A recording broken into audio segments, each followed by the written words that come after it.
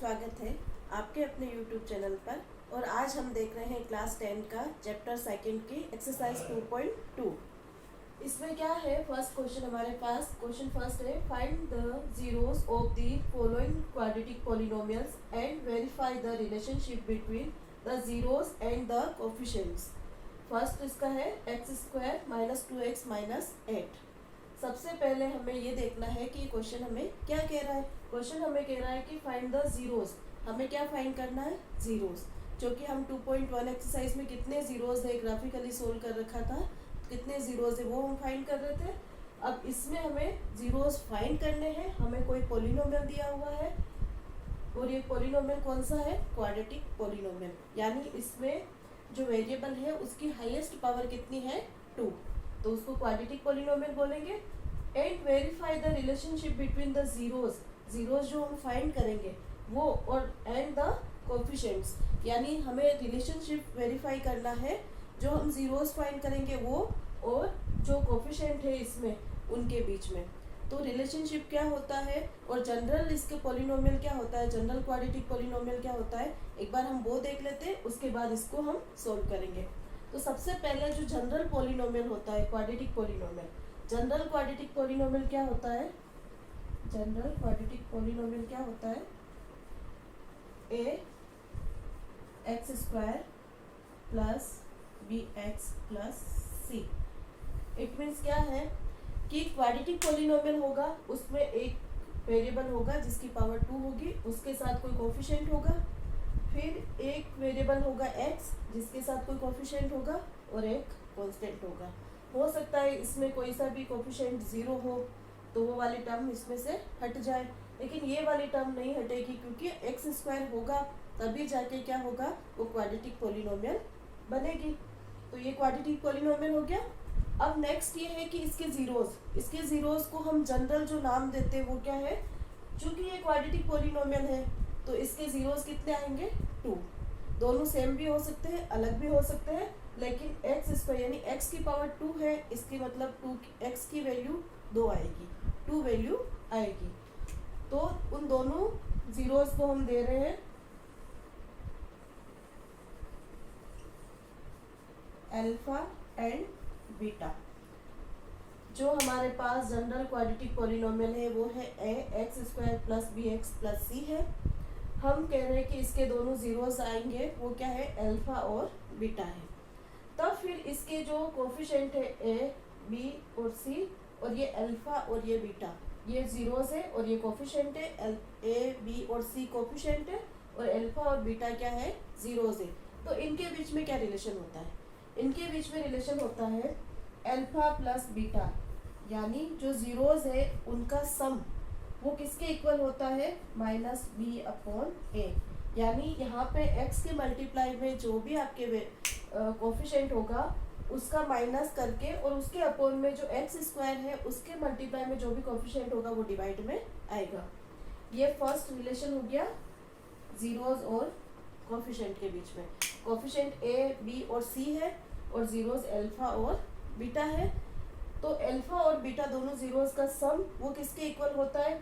जो x के multiple में कोफिशिएंट है उसका माइनस, और डिवाइड में क्या होगा? x² का जो कोफिशिएंट है वो। नेक्स्ट एक और रिलेशन होता है alpha multiply beta equal to c/a। c कौन है? c ये वाला कोफिशिएंट है जो कांस्टेंट है, ये इसके कोफिशिएंट मल्टीपल में है इसलिए कोफिशिएंट है, ये x के मल्टीपल में कोफिशिएंट है, और ये प्लस में इसके साथ कोई वेरिएबल मल्टीपल में नहीं है तो ये कांस्टेंट है। तो कांस्टेंट के अपॉन में x² के जो मल्टीपल में है उसको अपॉन में लिखेंगे तो किसके इक्वल आएगा? दोनों जीरोस के मल्टीपल के इक्वल। सबसे पहले क्वाड्रेटिक पॉलिनोमियल को सोल्व करना देखते हैं कि इसको कैसे सोल्व करते हैं।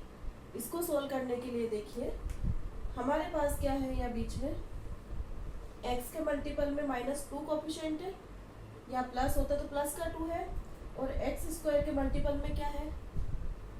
आपको कुछ भी दिखाई नहीं दे रहा है। मल्टीपल में जब कुछ दिखाई नहीं दे इसका मतलब क्या है? 1। और यहाँ पे c की वैल्यू क्या है? -8। हम जनरल इक्वेशन से इसको देखते हैं। जनरल इक्वेशन हमारे पास क्या थी? ax² यानी a की वैल्यू यहाँ पे क्या हो गई? 1, और यहाँ पे b होता है प्लस bx, तो तो b की वैल्यू क्या हो गई, प्लस होता है लेकिन ये माइनस है तो b की वैल्यू -2 हो गई। यहाँ पे प्लस c होता है लेकिन ये माइनस लगा हुआ है, इसका मतलब c की वैल्यू -8 हो गई। अब हम इसको सोल्व करने के लिए क्या करेंगे, स्प्लिट मेथड यूज करेंगे। स्प्लिट मेथड में क्या होता है कि इसमें इसके ऐसे टुकड़े करने, प्लस करो या माइनस करो, जिसमें उनको ऐड करो और सब्ट्रैक्ट करो तो -2x आ जाना चाहिए वापस, लेकिन उन दोनों टुकड़ों को मल्टीप्लाई करो तो इन दोनों के मल्टीपल के इक्वल आना चाहिए। इन दोनों का मल्टीप्लाई कितना होगा। और एक चीज़ और बता देती हूँ आपको, जो वेरिएबल होते हैं हमारे वो कैसे परफॉर्म करते हैं एज अ यूनिट। जैसे हम कोई सेंटीमीटर में है 5 सेंटीमीटर और 6 सेंटीमीटर, तो हम इनको ऐड करेंगे तो क्या हो जाएगा, 5 और 6 11 और आगे क्या आ जाएगा, सेंटीमीटर। ये क्या है हमारे सेंटीमीटर यूनिट। इसी तरह अगर यहाँ पे सेंटीमीटर नहीं होके यहाँ पे एक्स होता तो क्या आ जाता, 5 और 6 ऐड होके 11x। तो यहाँ x हमारे तरफ किसकी तरह परफॉर्म कर रहा है, यूनिट की तरह। क्लियर ये। अब अगर यही मल्टीपल में होता, सेंटीमीटर भी अगर मल्टीपल में होता 5 सेंटीमीटर 6 सेंटीमीटर, तो क्या करते हम, यूनिट क्या होती है सेंटीमीटर, और सेंटीमीटर भी क्या होता है मल्टीप्लाई होता है और सेंटीमीटर स्क्वायर हो जाता, 2 बार है तो इसका स्क्वायर लग जाता और 5 और 6 मल्टीप्लाई होके 30 हो जाता। इसी तरह अगर यहाँ पे x होता तो क्या होता, x और x भी मल्टीप्लाई होके क्या हो जाता, x स्क्वायर, और 5 और 6 मल्टीपल होके 30 होता। यानी जो वेरिएबल होता है वो किसकी तरह परफॉर्म करता है, यूनिट की तरह। ये क्लियर है। अब हम इसको सोल्व करेंगे। कैसे सोल्व करेंगे, स्प्लिट मेथड से।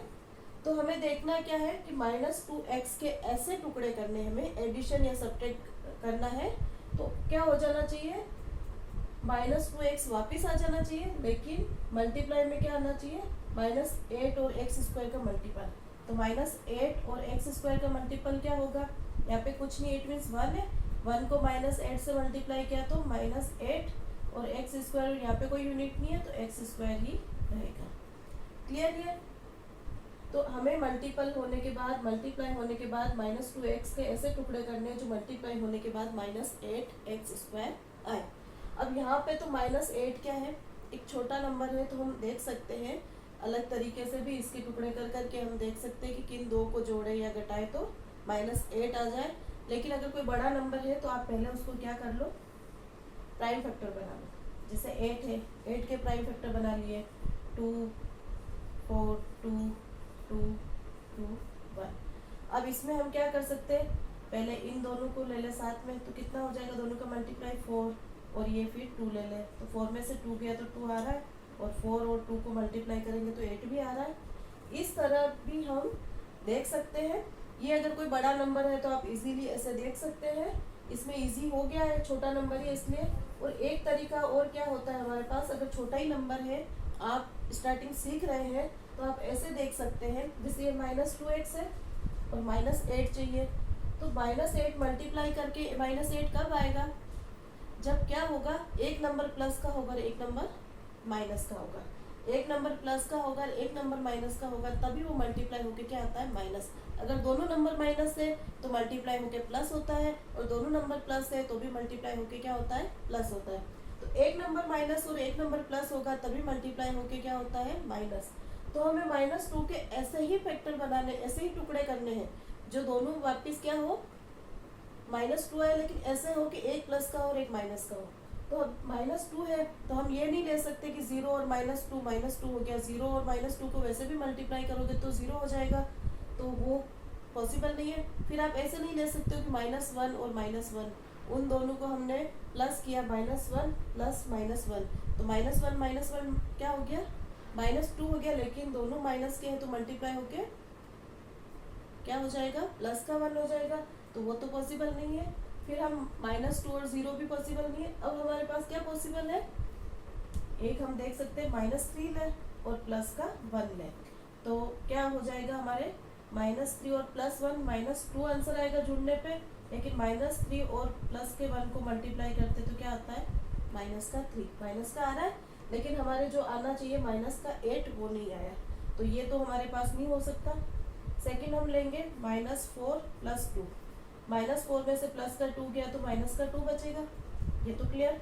-4 × 2 तो 2 × 4 8 हो गया, यहाँ पे कुछ सिंबल नहीं, इट मीन्स प्लस है, प्लस और माइनस मल्टीप्लाई होके माइनस, तो ये वाला पॉसिबल है, ये हमारे कंडीशन को सेटिस्फाई कर रहा है। इन दोनों का मल्टीप्लाई -8x² हो रहा है, तो ये हमारे जो फैक्टर बने हैं -4 और ×2 इसका -8 हो रहा है। फिर इसके साथ हम x ले लेंगे दोनों के साथ, तो x और x मल्टीप्लाई होके क्या हो जाएगा, x² हो जाएगा, तो पूरा एग्जैक्ट जो ये है वही आ रहा है, और -4x और प्लस का 2x, तो 4 में से 2 गया तो 2 बचा, और x यूनिट की तरह लगता है तो यह यूनिट की तरह x लग जाएगा। तो इन दोनों को आप ऐड करो या माइनस करो, -4 है प्लस का 2x है तो माइनस होगा, तब आपके -2x आ रहा है जो चाहिए, और इन दोनों को मल्टीप्लाई करने पे -8x² आ रहा है जो हम इन दोनों के मल्टीप्लाई करने पे आता है। क्लियर? तो अब हम इसके फैक्टर क्या बनाएंगे, इसको स्प्लिट कैसे करेंगे, x² -4x + 2x -8, इस बीच वाले को हमें करना है स्प्लिट, इसको स्प्लिट ये चीज लाने के लिए हमने ये सब किया है। क्लियर? नेक्स्ट क्या होगा हमारे पास, अब इन दोनों में क्या कॉमन है, कॉमन देखें, यहाँ पे 1 है, यहाँ पे 4 है, यहाँ पे x² है और यहाँ पे x है। x² में क्या होते हैं, 2x मल्टीप्लाई में होते हैं, इसका मतलब एक x इसमें भी है और एक x इसमें भी है, तो x हमने कॉमन ले लिया। यहाँ पे 2x था, x × x, उसमें से एक x बाहर आ गया, तो मल्टीप्लाई में एक x था वो बच गया। यहाँ पे माइनस लग रहा है, ये माइनस लगा दिया, यहाँ पे प्लस ही था तो प्लस ही रहा। फिर ये -4 है, और जो x था वो x क्या हो गया, बाहर आ गया, दोनों में से हमने कॉमन लिया था। क्लियर? अब इन दोनों में से हम कॉमन लेंगे, यहाँ पे क्या है 2x और यहाँ क्या है -8। अब 2x में और 8 में क्या कॉमन है, x तो इसमें नहीं है तो x तो कॉमन होगा नहीं, इसमें क्या है 2 है और इसमें 8 है। 8 को हम जब इसके टुकड़े करेंगे हम या इसके प्राइम फैक्टर बनाएंगे तो क्या बनते हैं, 2 × 2 अभी देखा था अपन ने, ये बनेंगे। इसका मतलब इसमें भी 2 है तो इससे भी एक 2 बाहर ले लेंगे हम, यहाँ प्लस है तो हम प्लस ही ले लेते बाहर, +2 हमने बाहर कॉमन ले लिया। अब इसमें क्या बचेगा, ओनली x बचेगा मल्टीपल में, माइनस ये माइनस, फिर यहाँ से एक 2 बाहर आ गया तो 2 2 बचे, 2 × 2 कितना होता है 4, ये हमारे पास रह गया। क्लियर? अब हम क्या करेंगे, x -4 और x -4, ये पूरी एक टर्म बन गई, क्योंकि ये पूरा ये वाला पूरा इसके मल्टीपल में है और ये वाला पूरा इसके मल्टीपल में है, तो ये पूरी एक टर्म है, ये पूरी एक टर्म है। अब इन दोनों टर्म में हम देखते हैं कि ये वाली टर्म सेम है, ये ब्रैकेट में है और ये ब्रैकेट में है, ये सेम है, तो इन दोनों में से ये कॉमन ले लेते हैं हम बाहर, x -4 को हमने बाहर ले लिया कॉमन। फिर यहाँ पे क्या बचा, ओनली x, उसको हमने ब्रैकेट में लिख दिया। यहाँ क्या बचा, +2 को हमने ब्रैकेट में ले लिया, और ये वाला तो कॉमन आ गया बाहर। क्लियर? यहाँ तक सोल्व हो गया। अब हमें क्या निकालना है, इस वाले पॉलिनोमियल के जीरोस निकालने। जीरोस कब होगा, या तो ये 0 हो जाए या ये 0 हो जाए। ये अगर 0 होगा तो भी ये पॉलिनोमियल पूरा 0 होगा, ऐसी वैल्यू आएगी जिससे ये पूरा पॉलिनोमियल क्या हो जाए 0। जीरोस फाइंड करने का मीनिंग क्या होता है कि x की ऐसी वैल्यू जो इसमें पुट करने पे क्या आ जाए 0। तो यहाँ वाला भी अगर 0 होता है तो पूरा पॉलिनोमियल क्या हो जाएगा 0, और ये पॉलिनोमियल भी अगर 0 हुआ तो पूरा पॉलिनोमियल क्या हो जाएगा 0। तो हम फर्स्ट में क्या लेते हैं, x -4 = 0 ले लेते हैं।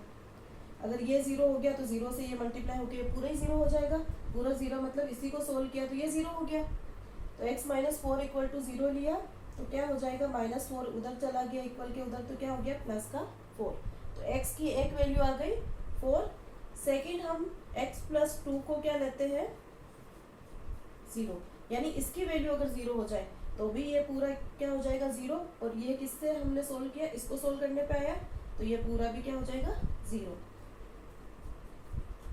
तो +2 को इधर भेजा तो क्या हो गया, x की वैल्यू -2, माइनस का 4 था इक्वल के इधर गया तो प्लस का 4 हो गया।